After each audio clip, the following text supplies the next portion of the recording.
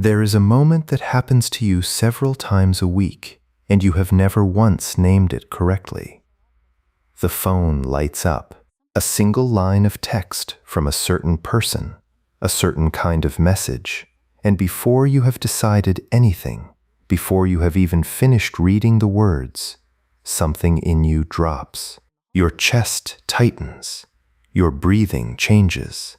A version of you that you do not recognize and cannot control floods up from somewhere beneath your thoughts and takes hold of your hands, your voice, your face. You over-explain. You apologize for things that need no apology. You shrink. And the worst part, the part you have never told anyone, is that you walk away from these moments not thinking something hijacked me. You walk away thinking, what is wrong with me? You have been blaming yourself for 30 years for the behavior of someone who is not entirely you. Carl Jung gave that someone a name. He called it a complex, and he meant something far stranger and far more precise than the way we use the word today. He did not mean an insecurity or a hang-up. He meant an actual splinter of personality living inside you, with its own age, its own memories, its own agenda that lies dormant most of the time, and then, when something touches it, rises up and seizes the controls. For those few minutes, it is not steering your life metaphorically. It is steering it completely. And when it is finished, it sinks back down, and you are left holding the wheel again, staring at the wreckage, wondering why you keep doing this.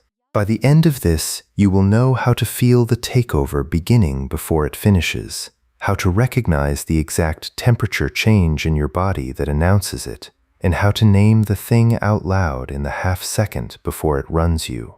You will understand why the most composed, capable people you know come apart in front of one specific trigger, and why willpower has never once saved them from it. But there is a part Jung would have you sit with that is harder than the hijacking itself. The ghost that takes the wheel is not your enemy. It is not a flaw or a weakness or evidence that you are broken. It is a child you left standing at a door a very long time ago, still doing the only job it was ever given, still trying, with everything it has, to keep you safe.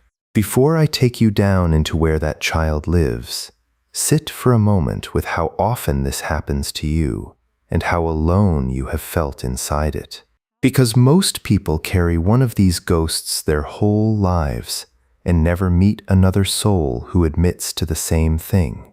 If something in this is already loosening in your chest, leave one word in the comments, the name of the moment that takes you over, the email, the tone of voice, the look, not for me, for the next person scrolling who thinks they are the only one who comes apart at a single sentence. If this reaches someone you love who vanishes behind a sudden wall they cannot explain, send it to them quietly. Some doors only open when someone else names them first. Let me tell you about a man in his late 30s. By every external measure, he was unshakable. He had built a company from nothing, taken it through the kind of pressure that breaks most people, fired people he loved, made calls in a single afternoon that decided the fate of 40 employees, and done all of it with a steadiness that his team spoke about in something close to awe. He could walk into a room full of hostile board members and lower the temperature with his presence alone. He negotiated like the outcome did not frighten him, because it did not. He had the rare and genuine quality of being calm, precisely where calm was hardest. If you had met him at a dinner, you would have come away certain that here was a man entirely in command of himself. And then there were the emails. One investor in particular had a habit of sending short, clipped, ambiguous notes, 3 lines, no warmth, a question that could be read as neutral or as the opening of an execution. Something like, "We need to talk about the numbers. Call me." And the founder, The man who could face down a hostile room without his pulse changing would feel the floor give way. His stomach would drop the way it does on a plane that hits sudden air. His hands would go cold, and within minutes he would have composed a reply that horrified him later. 3 paragraphs of over-explanation, preemptive apology, a desperate cataloging of everything he had done right, the tone of a guilty boy caught at something, sent to a man who had asked a one-line question. He would hit send and feel a wash of relief, and then, an hour later, read it back and not recognize the person who wrote it. Who was that, he would think? Where did the founder go? This is where Jung hands us the first piece of the map, and it is a piece almost no one is given. He spent the early part of his career, before he was famous, running word association experiments in a Zurich clinic. He would read a list of words aloud to a patient, one at a time, and ask them to say the first word that came to mind, and he would time the response with a stopwatch and watch the body for reactions. Most words came back instantly, clean, but every so often he would hit a word and the whole system would stutter. The patient would take far too long to answer. Their pulse would jump. They would laugh strangely, or go blank, or repeat the stimulus word as if they had not heard it. They would forget, moments later, that the exchange had even happened. Jung realized he had struck something. Beneath the smooth surface of the ordinary personality, there were these buried clusters, these charged knots of feeling and memory, and when a word brushed against one, the entire person briefly destabilized. He had found, with a stopwatch and a list of words, the fingerprints of the complex. So let me give you the plain definition before we watch it move. A complex is a cluster of memories, emotions, and beliefs, all organized around a single emotional core, usually a wound, that has split off from the rest of your personality and developed a life of its own. It is not under the command of your conscious will. It sits below the surface, autonomous, waiting, and it has a trigger, a specific kind of situation that resembles the original wound closely enough to wake it. When the trigger fires, the complex does not send you a polite message asking permission. It surfaces and it possesses. For the founder, the trigger was not investors. It was not even criticism. It was a specific flavor of cold, withholding authority. A powerful figure being curtly displeased with him in a way that left the verdict hanging. Touch that, and the founder vanished, and someone much smaller took his place. Jung had a phrase for this that I want you to hold on to, because it reverses everything you have been taught about your own mind. He said that we like to believe we have complexes. The truth, he observed, is that the complexes have us. You do not possess this thing. At the moment it fires, it possesses you. And that single inversion is the difference between a lifetime of self-blame and the beginning of freedom, because you cannot take back a wheel you do not even know was taken. I am going to give this mechanism a name we can use, because it helps to have a handle for the thing the moment you feel it start. I will call it the changeling. In the old stories, a changeling was a creature left in the cradle in place of a stolen child, wearing the child's face, fooling everyone. That is exactly what happens in the takeover. The thing that answers the investor's email wears the founder's face, types with the founder's hands, signs with the founder's name. To the outside world, it looks like him having a bad day, but it is not him. It is the changeling, swapped in at the cradle of the trigger, and the founder will not even realize the substitution happened until he reads the reply hours later and meets a stranger in his own outbox. Now watch how the changeling behaves, because this is where it becomes uncanny. The reply the founder sent was not the reply of a 38-year-old chief executive. Read it again, and it is the voice of a child. The over-explaining, the frantic listing of good behavior, the apology offered before any accusation has been made, the desperate need to make the cold authority warm again. No grown man under normal command of himself writes like that to a business contact. But a small boy, standing in a doorway, watching a parent's face go hard and not knowing why, will do exactly this. He will explain. He will apologize for everything and nothing. He will catalog his goodness in a rising panic, because to a child, a powerful person's cold displeasure is not an inconvenience. It is the withdrawal of the air he breathes. The changeling that wrote the email was not 38. It was 9 years old, exactly. It had simply been wearing a grown man's body for the occasion. To understand how that 9-year-old got sealed into a grown man, you have to go back, as you almost always do, to a room you had no power to leave. Jung understood that complexes are not born in adulthood.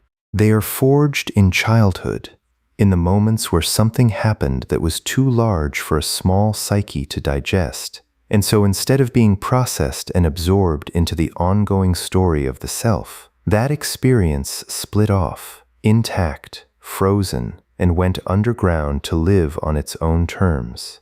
The complex is, in a sense, a wound that never finished happening. It is still going on down there, in its own private weather, at the age it was when it broke off, waiting for the world to give it a reason to surface. The founder had a father who was, by all accounts, a great man.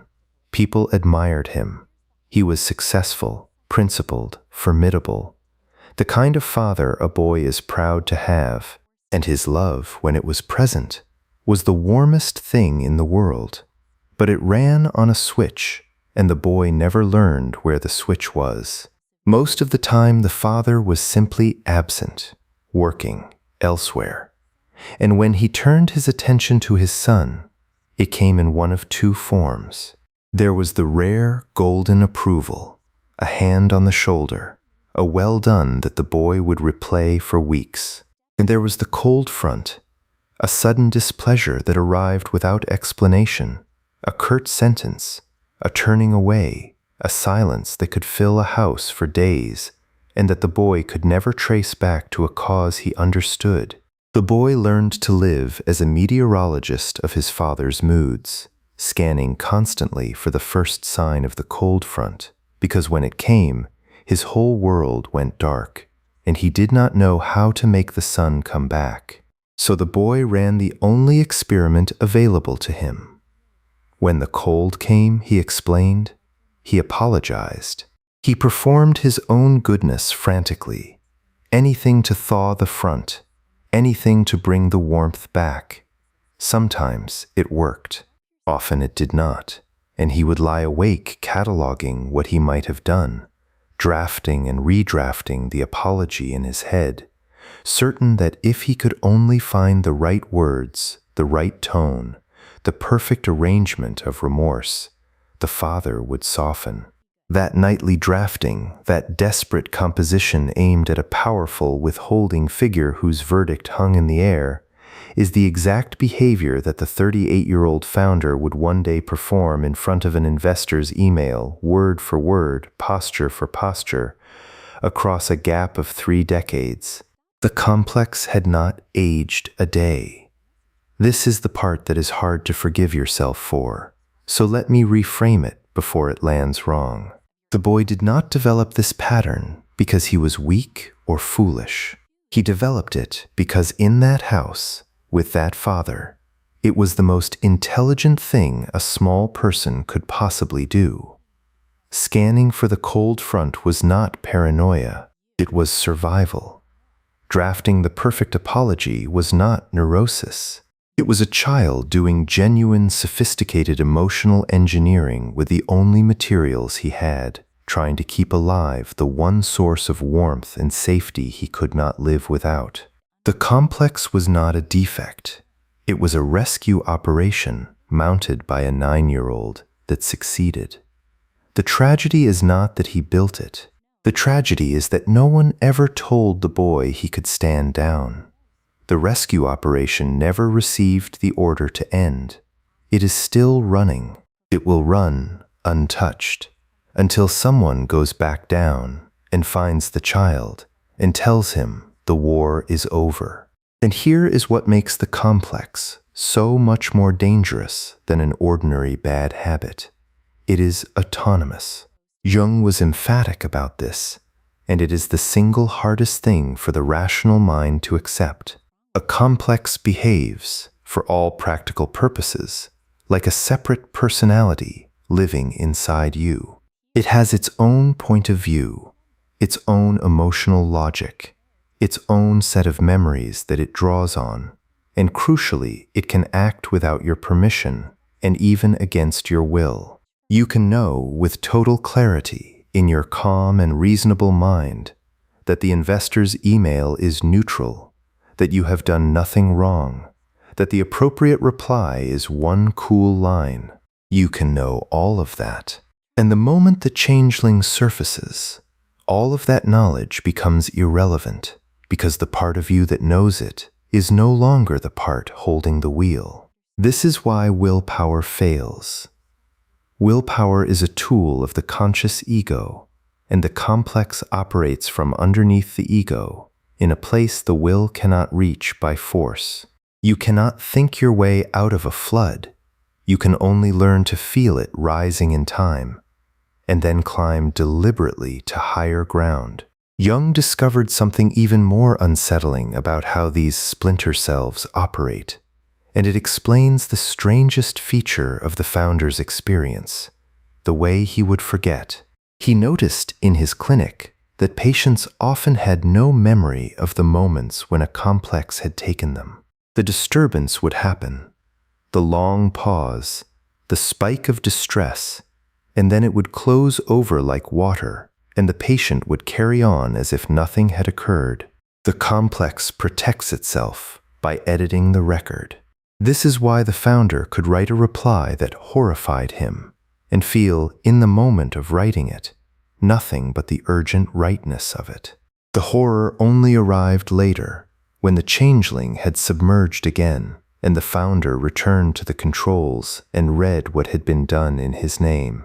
In the grip, there is no horror. There is only the ancient, total logic of the 9-year-old, which feels, from the inside, like the only sane response in the world. This is the moment the founder's story stops being about emails and starts being about something far larger, because once he understood what was happening, he had to face how much of his life this ghost had quietly been running. It was not just the investor.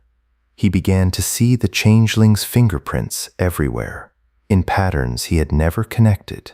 The way he could not bear a certain kind of silence from his wife and would fill it with anxious explanation until she begged him to stop. The way a curt text from a mentor could ruin an entire weekend.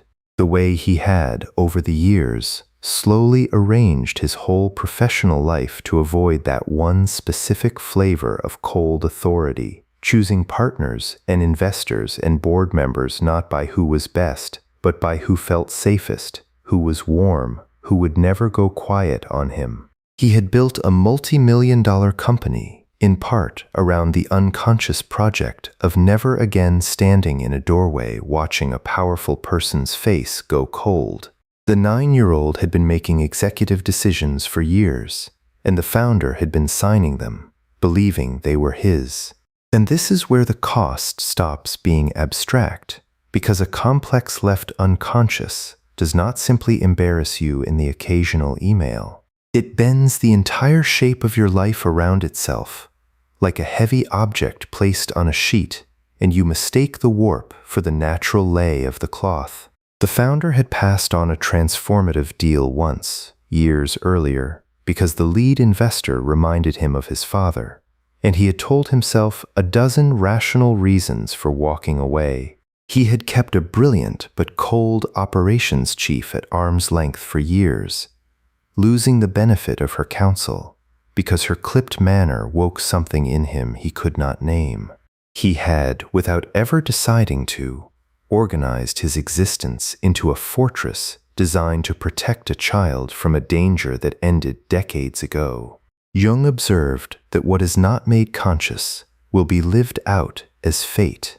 We experience the complex not as our own buried wound, but as the way the world simply is, as bad luck, as other people being difficult, as a series of unrelated events that happen to keep landing on the same bruise. The bruise was always the author. The founder had been calling it the world.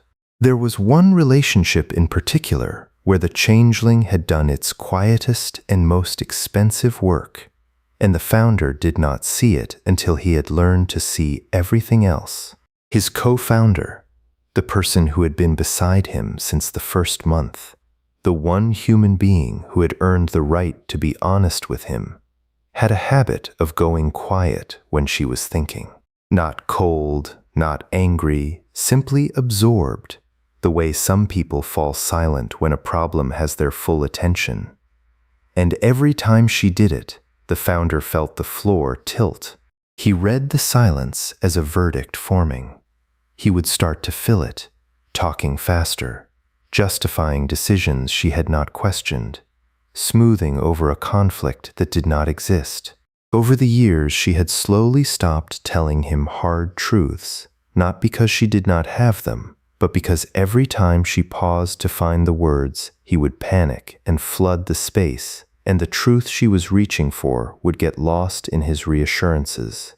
The complex had cost the company its single most valuable feedback loop, the one voice that could have told the founder when he was wrong. And it had done it so gradually, over so many small silences, that neither of them ever noticed the door closing. A 9-year-old, terrified of a parent's quiet, had been quietly editing what a grown woman was allowed to say to a grown man for years. And here Jung would press us to go one layer deeper than the personal father, because the complex does not run on a single man's memory alone.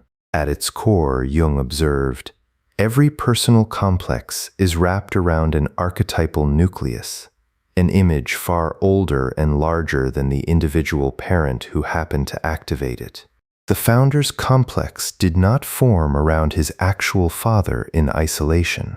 It formed around the father itself, the primordial image of the towering authority who holds the power of warmth and cold, of belonging and exile, an image every human child is born ready to recognize and project onto whoever stands in the parent's place. This is why the complex could leap so easily from the founder's father to an investor, to a mentor, to a co-founder's silence. It was never really about any of those particular people. They were all just standing for a moment in the enormous and ancient shape of the father, and the moment they did, the child inside the founder saw not a colleague or an investor, but the towering figure who decides whether you are safe in the world or cast out of it. I will give this its own handle because it explains the strange size of the thing. Call it the giant in the doorway. No real adult was ever as large as the figure the founder was actually responding to. He was not flinching from an email. He was flinching from a giant, and the giant was assembled from something far deeper than one man's childhood. There is a particular grief that arrives at this point in the work, and the founder felt it fully. It is the grief of realizing how much you have not been present for, because a part of you was busy fighting a war that was already over. The complex does not only seize you in its acute moments, it runs a low background program all the time, a constant subtle scanning, a faint perpetual readiness for the cold front to appear. And that vigilance costs energy, and the energy comes out of the budget for everything else, for joy, for spontaneity, for the simple animal ease of being safe in your own life. The founder realized that some part of him had never, not once in his adult life, fully relaxed. because some part of him was still 9, still in the hallway, still watching the door, still waiting for the face to go hard. He had achieved enormous things while carrying, the entire time, a small frightened passenger no one else could see, and the weight of that passenger had been deducted from every single thing he ever did. The body kept the ledger, even when the mind refused to. The founder slept badly and had for as long as he could remember, waking at 3 and 4 in the morning with his jaw clenched and a thrum of low alarm in his chest, certain he had forgotten something, certain there was a verdict coming. He had attributed it to the pressures of running a company, and there was truth in that, but it was not the whole truth. The whole truth was that a 9-year-old does not keep office hours. The vigilance ran through the night as well, the same scanning, the same readiness for the cold front, and his body had been bracing in the dark for decades against a danger his calendar could not explain. Jung understood that a complex is never only psychological. It seizes the nervous system, the gut, the muscles of the jaw and the shoulders, the rhythm of the breath. The founder's insomnia was not separate from the changeling. It was the changeling standing watch through the night, and no amount of sleep hygiene was ever going to send home a sentry who had never once been told the threat was gone. So what is the way out? And here Jung is careful, almost stern, because the way out is not what the ego wants. The ego, the moment it understands it has a complex, wants to do what it always does. It wants to defeat it, kill the ghost, override the 9-year-old, use the founder's formidable will to crush the frightened child into silence forever. And this, Jung warns, does not work, and in fact makes it worse, because the more violently you suppress a complex, the more charge it accumulates, and the more savagely it surfaces when it finally breaks through. You cannot win a war against a part of yourself. There is no version of that war where you are not also the one taking the wound. The whole framing is the trap. The founder learned this the hard way, because of course his first instinct was war. The moment he understood he had a complex, he treated it the way he treated every other obstacle in his life, as a problem to be crushed by superior force. He made rules for himself. He would not reply to any message for an hour. He would coach himself before every investor call, repeating that he was a grown man, that the fear was irrational, that he would simply not allow the old reaction to happen. And for a few weeks it seemed to work, because he was holding the door shut with everything he had. Then came a single brutal call, a board member genuinely displeased, the cold front real this time and not imagined, and the door he had been bracing did not just open, it exploded. The reaction that came through was worse than anything before it. Not the panicked apology of the 9-year-old, but a flash of defensive rage that stunned the room, a lashing out so out of character that 2 people checked on him privately afterward. He had not eliminated the complex. He had pressurized it. Jung warned of exactly this, that whatever you suppress by force gains charge in the dark and returns with an energy proportional to the violence used against it. The founder had tried to be a stronger jailer, and all he had done was build a more dangerous prisoner. That night, shaken, he finally understood that the war itself was the thing keeping him sick, and that the door he was bracing against would never stop straining until he stopped treating the one behind it as an enemy. The actual way out begins with something that sounds almost too simple, and is in fact one of the hardest disciplines a person can practice. You learn to feel the takeover beginning. Before the complex has you fully, in the half-second before the flood crests, there is a signature, a physical tell that announces its arrival, and it is different for everyone but always present. For the founder, it was the cold hands and the drop in the stomach, and, just behind those, a particular thought, a flavor of thought he learned to recognize, something like, "I have to fix this immediately or everything falls apart." The body always knows before the mind does. The complex sends its weather ahead of itself. And Jung's first instruction, the one the entire practice rests on, is simply to notice it, to catch the temperature change, to register in the moment, "Oh, this is starting," instead of waking up in the wreckage an hour later. And then comes the act that changes everything, and it is an act of naming. The instant the founder felt the cold hands and the drop and the desperate fixing thought, he learned to say, silently, to himself, with as much steadiness as he could find, "There it is. The 9-year-old is here.